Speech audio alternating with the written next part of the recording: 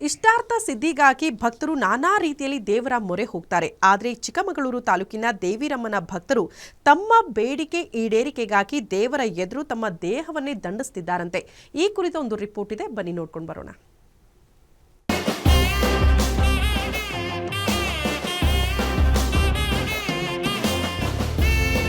ಇದು ಚಿಕ್ಕಮಗಳೂರು ತಾಲೂಕಿನ ಮಲ್ಲೇನಹಳ್ಳಿ ಗ್ರಾಮದಲ್ಲಿರೋ ಬೆಂಡಿಗ ದೇವಿರಮ್ಮ ದೇವಾಲಯ.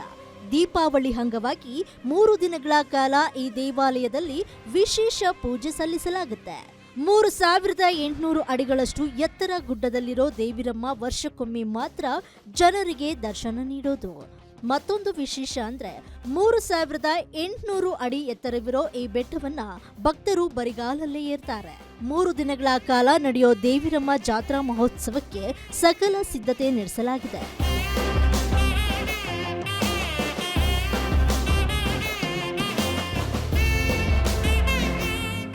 ಎಲ್ಲ ವರ್ಷನೂ ರಾತ್ರಿ ಹತ್ತಾ ಇದ್ವಿ. ರಾತ್ರಿಯಿಂದ ಬೆಳಗಿನ ಜಾವ ಹತ್ತಿ ಬೆಳಗಿನ ಜಾವ ಬರ್ತಾ ಇದ್ವಿ. ಈ ವರ್ಷ ರಾತ್ರಿ ನಿರ್ಬಂಧ ಮಾಡೋದ್ರಿಂದ ಬೆಳಗ್ಗೆನೇ ಹತ್ತಕ್ಕೆ ಸ್ಟಾರ್ಟ್ ಮಾಡಿದ್ವಿ. ಅದೇ ಕ್ರೌಡು ಅಷ್ಟು ಲಾಸ್ಟ್ ಇಯರ್ ಅಷ್ಟು ಇರಲಿಲ್ಲ. ಈ ವರ್ಷ ಸ್ವಲ್ಪ ಕಡಿಮೆ ಇತ್ತು, ಯಾಕಂದ್ರೆ ರಾತ್ರಿ ಇಡೀ ಮಳೆ ಹೊಡಿತು. ದೇವಿರಮ್ಮನ ಬೆಟ್ಟದಲ್ಲಿ ವರ್ಷಕ್ಕೆ ಒಮ್ಮೆ ಮಾತ್ರ ಪೂಜೆ ನಡೆಯೋದು. ಈ ಬೆಟ್ಟಕ್ಕೆ ಯಾವುದೇ ರಸ್ತೆ ಸಂಪರ್ಕವೂ ಇಲ್ಲ.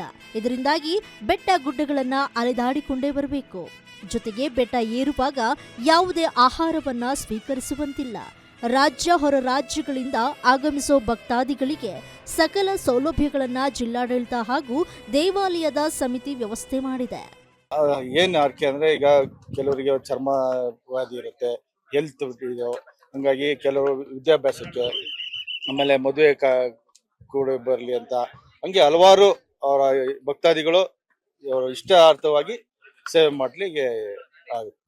ಒಟ್ಟಾರೆ ದೀಪಾವಳಿಯ ದಿನದಂದು ಆರಂಭಗೊಳ್ಳೋ ದೇವಿರಮ್ಮ ಜಾತ್ರಾ ಮಹೋತ್ಸವಕ್ಕೆ ಕ್ಷಣಗಣನೆ ಆರಂಭವಾಗಿದೆ. ಕಾಫಿ ನಾಡಲ್ಲಿ ನೆಲೆಸಿರುವ ಮಲ್ಲೇನಹಳ್ಳಿ ಬಿಂಡಿಗ ದೇವಿರಮ್ಮ ಅಗಣಿತ ಮಂದಿ ಭಕ್ತರ ಪಾಲಿಗೆ ಬೇಡಿಕೆಯನ್ನೆಲ್ಲ ಈಡೇರಿಸೋ ಕರುಣಾಳು ಅಂದ್ರೂ ತಪ್ಪಲ್ಲ.